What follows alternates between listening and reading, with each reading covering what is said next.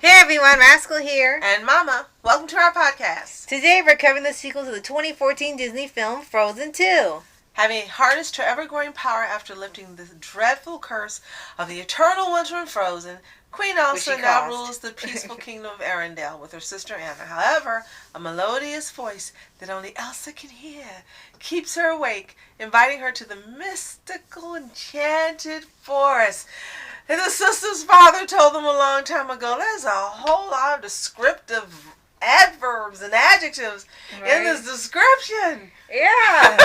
Well, before we start, be sure to like, subscribe, and click the notification bell to get updates on future podcasts and World of Paws videos. Yes. Now for this was pretty advertised heavily. From the time that they announced they were going to do a sequel, all the way to them having a trailer and stuff, people were going nuts. Like, oh my gosh, you're finally getting a sequel to Frozen. Mm-hmm. The Frozen was the best movie ever. And Let It Go won't get out of our heads. Please come up with something else. We finally let it go. Yeah, so now you got into the unknown. Now, eventually, you're going to have to go into the known. But, we weren't sure what to expect from here because we were seeing a lot of people getting really excited. Disney advertising the heck out of it. Mm-hmm. And then, for a strange reason, it slightly died down. Not just because of, it finally being released and people talking about it. But when we started seeing reviews, some people were kind of meh about it. Which we were kind of surprised because of how well the first movie did. Well, it's not the first movie. I mean, the first movie, when it was made, from what I understand, it was taken from a story from another country. But that being put aside, it was different as far as an American animation being made. Mm-hmm. It was fresh. It was different. People were enchanted by mm-hmm. the soundtrack and so forth. So I think that everyone, I won't say everyone, the majority of people probably expect them to up their game. However, I didn't. I expected them to probably try to coast on the success of the first one, mm-hmm. just do something humdrum and let it get by. Mm-hmm. And alas, they did not disappoint. Mm-hmm. And it's not that it's not interesting, but it's almost as if you could watch Frozen and you could watch Frozen 2 not knowing either of the other existed, and they're two different movies. Right. And there was a thing we noticed in terms of the story. With the trailer, it was supposed to advertise something about Elsa's powers. Mm-hmm. Diving into more of, where they came from, how she's going to control it, and so forth with that. It seemed like the movie kind of had that, but it overpowered the entire movie. Because they had lots of different stories going on at the same time during the movie. And there were too many. And we say that because there were everything they had here was very interesting. Maybe some could have been saved for a third movie or a TV series or a Netflix series or something. Mm-hmm. But when we watched it, there were so many things popping up. The whole main thing which ended up taking over the movie was Elsa's powers and her place in the world. Then they had this thing about elemental forest spirits like on Avatar. Then we had this thing about two old kingdoms that used to be there and then they're separated and then they're stuck in the forest. Then there was a thing about Kristoff proposing to Anna. Then Olaf getting some brain cells and now he's come up with theories and wanting to be more mature and sophisticated. It was Olaf and lots of things going on at once. And then the thawing out and the finding of the two ancient cultures out of nowhere, and them being at war with each other like the Hatfield and the McCoys, which are so old, it's older than all of us on this podcast, and them learning to live together. As you said, there were too many subplots. Right. But what was good is not only the return of the original cast, but some new people, like Sterling K. Brown from This Is Us. Yes. And surprisingly had Jason Ritter as one of the characters, as you know, as Dipper Pines. Yes. And Alan Tudyk returning to do Duke of Wesselton and some other characters. And they also had Panic at the Disco singing another version of Into the Unknown. So you had Elsa's version, and then that version helped promote the film. But before I get to that, I want to talk about Martha Plimpton. Because remember, she did the mom on Raising Hope, which she was hilarious. Right. And you have Alfred Molina, who never disappoints. Rippin'. And again, as I said, you had the return of Kristen Bell, Dina Menzel, Josh Gad, Jonathan Groff. Mm-hmm. And you also had, I forgot to mention also Evan Rachel Wood, who did one as well. Now to that. Panic! The Disco was awesome. I love their songs. I love their music. Personally, I didn't care for their version of Into the Unknown. Right. I like the original much better. And it was a valiant try. Just did not care for that version. Yeah. And it happens because sometimes there are covers that sound even better than the original. That's true. And the vice versa. So it's completely understandable. And that was another thing about this movie. Lots more singing than the first movie. Too much singing. Because the first movie did have songs, but a lot of story would go on before they got to the next song. At least maybe 10 to 15 minutes. Here, it was almost 3 minutes, 5 minutes. 3 minutes, 5 minutes. Right. Every 3 to 5 minutes, there was a new song. And it was becoming a little overbearing because you're trying to get into the story, and next thing you know, time for a character song. And then you're trying to get in the story, time for a character song, you're trying to get in the story. Olaf gets a song, get in the story. Elsa gets a song. It's okay, how about now? Kristoff gets a song. It's like, okay, is this a musical now? You should have told us in the description. It seemed more like one, yes.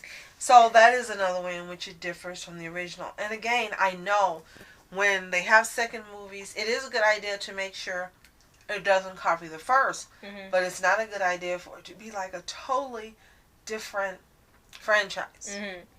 And it's only recognizable because you recognize the characters, right? And it's got a 2 behind the title, right? And most of the animation was very, very fantastic. I think it was even better than the first one in terms of that. Definitely. The music was very well done, even if you did get tired of some of the songs every 5 minutes. Absolutely. A lot of the songs were great. The soundtrack was fantastic. We love the original voice actors. Animation was fantastic. I love some little concepts and stuff they had in here. They had all great ideas. Just too many trying to get center stage at once, and it really messed with whatever the main story was. Because it seems like this movie should have been renamed Elsa. Because it was really about her and what going on with her powers, which you're still kind of in the dark about. You know that she's, I guess, a missing element of the forest, which is ice or snow. Because they had one with like a fire one that was like a little lizard. They had the wind, which was actually wind. They had rock giants, and they had a water horse.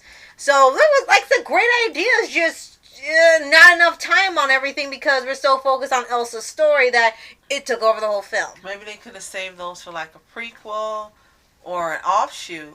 Right. And that would have worked great too. And you know, Disney does that anyway. Right. They do that a lot. And who knows, maybe there is a plan for that to happen. And the elements you mentioned will be great for offshoots in other movies. So. Right. And then in terms of the characters, you know, we saw how much they grew in the first movie. But in here, there seems to be a little bit different change of pace. Not only do you have the new characters to focus on in their development, but the main characters kind of stop having development halfway through the movie.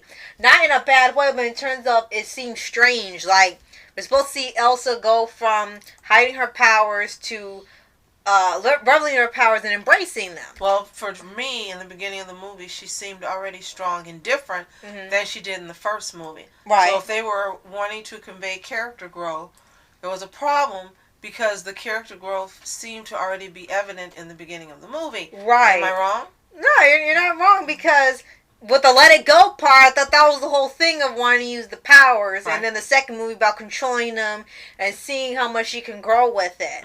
And then you have Anna, who's becoming more brave and outgoing. Well, she already was anyway, but more adventurous. Right. And then Olaf wanted to be more mature and intelligent, which was really funny. He wanted to be more helpful and learn more about the world now he doesn't melt. And then Kristoff had no arc. I couldn't believe it. I'm like, he had no arc. The only thing he did the entire movie was try to propose. Right. That was it. That was his whole thing. And then they kept having this thing where he really liked reindeer and he had a boy band song and he had no part in the plot whatsoever.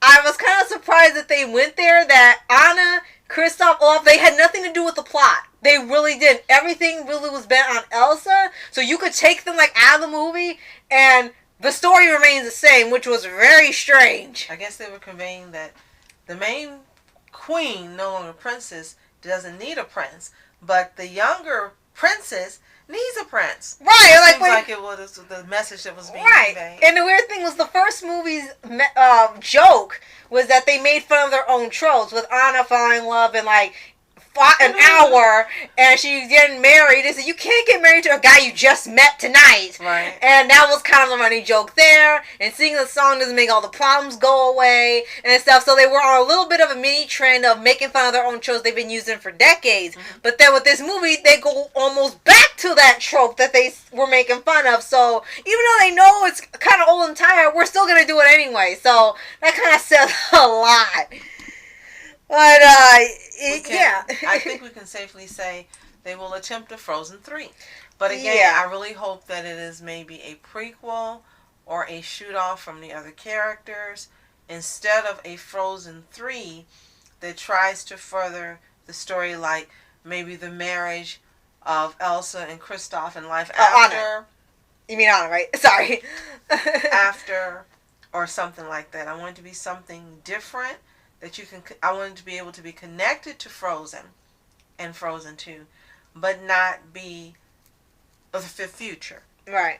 So yeah, it makes sense. I mean, they've done mini spin-offs, like they had a short film called Frozen Fever, and they have one called All Frozen Adventure, but that might be why the reason they haven't done any more stuff like that, because that one was so criticized and not because it was boring or anything, it's because it came before the premiere of Coco in theaters, and they thought it was a short, and it was a 30-minute TV special in the theaters, and it pissed people off, and it kind of left a bad taste. Mm-hmm. But it could still be a good special, and we just haven't seen it yet. And it might be why they're hesitant to do any type of spin-off, mini-short, or special. Well, I think they should have done us a solid and given us that as a bonus feature on the Frozen 2 disc. Right. And we were looking for that, like, any type of extra that didn't involve, behind-the-scenes stuff, and they just didn't have it. That would have been a perfect opportunity. Absolutely. Especially at the time it came out. It came out near Thanksgiving, so it was going to get to cold anyway, so you might as well have done it. So the last thing I want to mention is that we have some other old favorites. They had quite a few of voiceover actors. They had Phil Lamar. They had Grey Griffin, Fred Tatasciore, Scott Menville, Kerry Walgren. So they went outside of the usual Disney casting and got some well-loved favorites. So, right, and that was really fun to see, like, oh my gosh, this person was here, this person was here, this one. Right. So, if you've seen Frozen 2, and we're sure you have, let us know what you think in the comments below. Yes, and be sure to like, subscribe, and click the notification bell to get updates on future podcasts and World of Paws videos. And any Frozen sequels, offshoots, or prequels. Yes. So, thank you so much for watching. I'm Ask Entertainments. And I'm Mom Entertainments. Have a toontastic day. Peace. And reporters sitting flashing lights. Trying to walk around, man, who the hell are you? What you wanna do? Well, man, it's on you. Man, it's on you. Hit her in my dreams, she was my queen. A castle in the mountaintops, rivers and streams. Plucking sunlight from the sky in my pocket. Give it to you later on in the form of a locket.